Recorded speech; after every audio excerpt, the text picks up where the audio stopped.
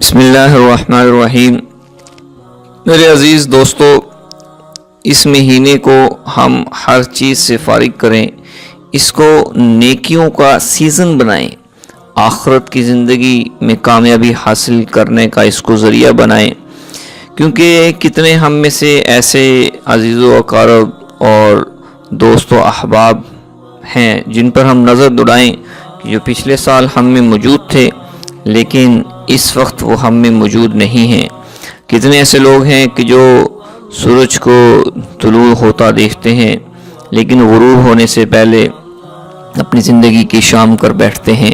کتنے ایسے لوگ ہیں کہ جو سورج کو ڈوبتا دیکھتے ہیں لیکن سورج کے ابھرنے اور طلوع ہونے سے پہلے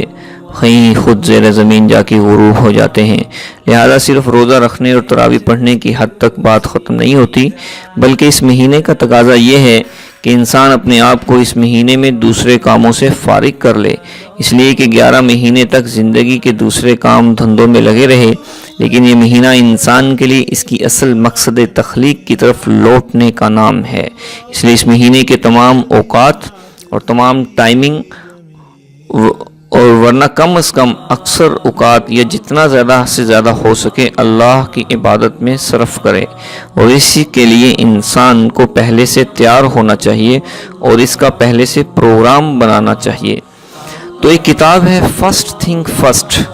اس کتاب کی فلسفی یہ ہے کہ کچھ کام ایسے ہوتے ہیں جو پہلے کرنے ہوتے ہیں، کچھ کام ہوتے ہیں جو بعد میں کرنے ہوتے ہیں۔ تو رمضان کا مہینہ، اس میں سارے کے سارے نیکی کی جتنی بھی شکلیں ہیں اس کو ہم پہلے کریں، جو دوسرے 11 مہینے ہم کام کر رہے ہوتے ہیں اس کو ہم رمضان کے بعد بھی کر سکتے ہیں۔ تو اس لیے رمضان کے مہینے کو غنیمت جانیں اور اس میں اپنے وقت کو زیادہ سے زیادہ قیمتی بنائیں تاکہ ہمارا وقت ضائع نہ ہو، کہیں ہمارے ہاتھ سے یہ وقت نکل نہ جائے۔